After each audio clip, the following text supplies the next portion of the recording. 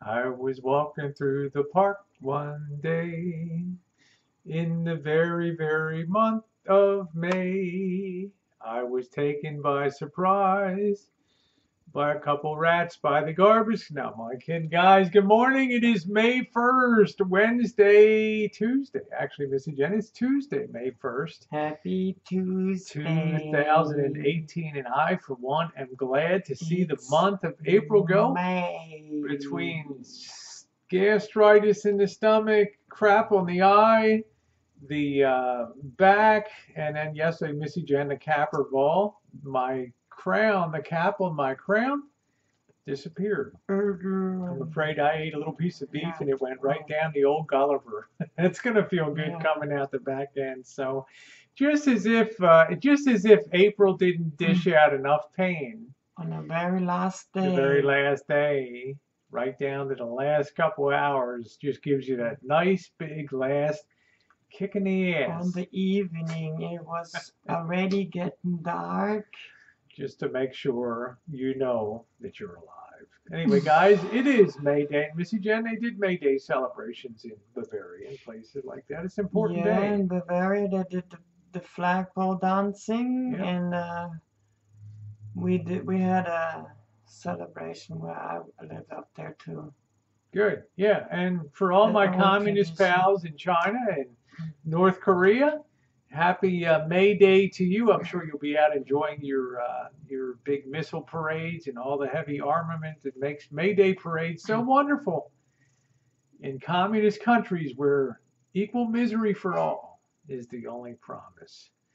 Well, let me tell you guys, we had a serious talk, heart to heart. We're going to get a little serious here now today. And a big revelation for me is that, the understanding that Missy Jen is very driven by her past. And she has some things that she's kind of controlled a little bit by her past. And, in terms of wanting to mesh with family again and all those kind of noble things and trying to go back and push kind of the reset button on the past. It doesn't necessarily mean Missy Jen doesn't mean anything. She may go to Germany. She may end up going to Germany. She may not. It remains to be seen. Contrast that with me when we talked about Sunday. I was so future oriented and so bitterly bummed out when those fires happened in October. And then my retirement got put off. That I basically stopped participating in life around here on the rancho, with the consequence that Missy Jen carried a lot of the weight around here. Well, Sunday was kind of my day to push my reset button on that. And I did some videos on things that want to get done, but it's a daily affirmation to do the right thing. To just look at that moment in time where I am now and make that as good as it can be at that particular time. Doesn't matter if a room is disorderly and needs to be cleaned, trash needs to be taken out, anything like it could be anything. But it's a stopping and it's a recognition that I've got to be participating in the present. I can't be so bummed out because I've been denied my retirement for a year that the present's a mess. And that's what Missy Jen's been dealing with. Basically, a person who's been kind of depressed about the future, while Missy Jen's been a little depressed about the past. And somehow or another, we came and met in the middle with the recognition that we can control that, what we do at that moment in time.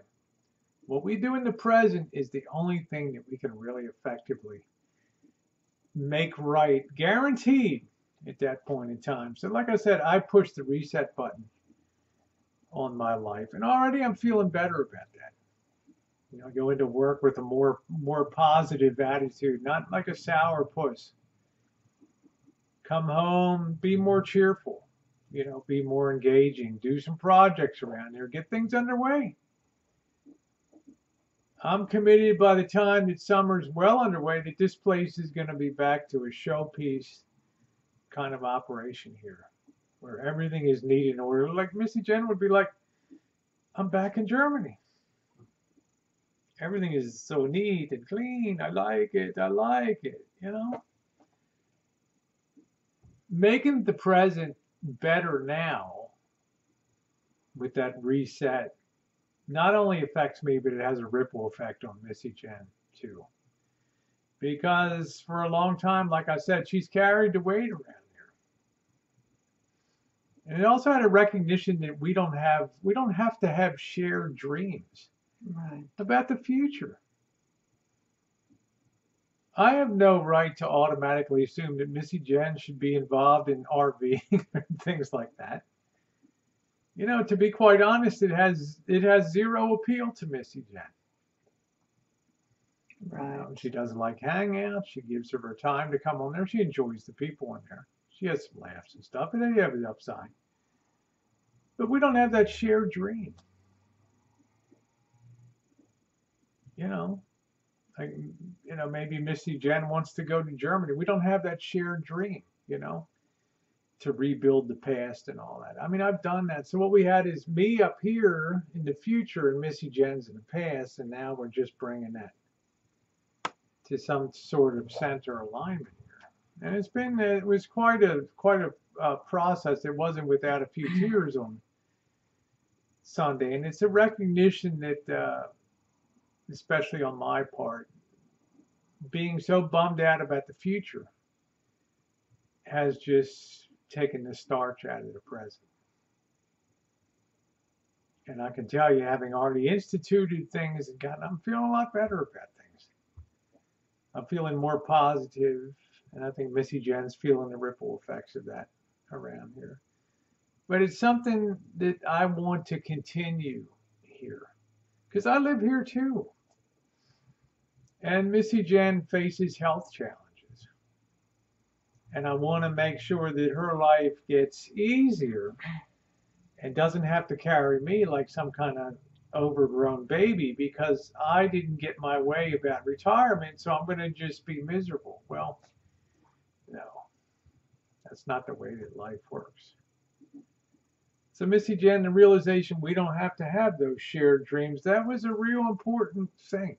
You know, that letting go. That I don't have the expectation. You know, if Missy Jen comes to me and says, gee, I'd like to go out boondocking, well, that's cool. You know, I'm going to have a big smile on my face. But otherwise, I have the knowledge that if she goes along, it's to go along to get along. And she's not enjoying it, and it's not fulfilling her.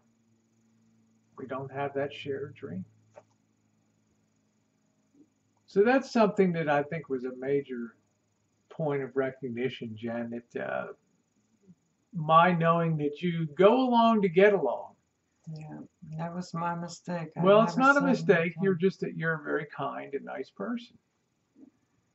So now I have to think, you know, I've had to think to myself, no, I got to really think if this is right for Missy Jen. I'm not talking about traveling to Hawaii. I'm talking, those are very strategic trips, you know, gone to Florida or gone down south, but she's never going to be living in an RV or vanning around and living in the back of the RV. It ain't going to happen.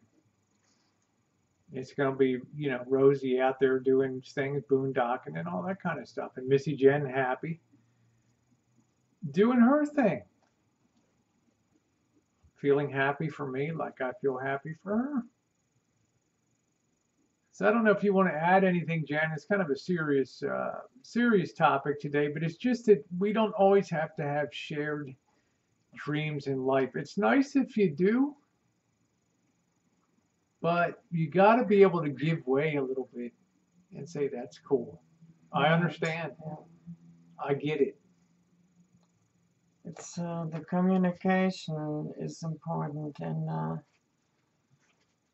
I really tried really hard to do the RVing and everything, and I went to the big RV, the smaller RV, now with the little rascal, and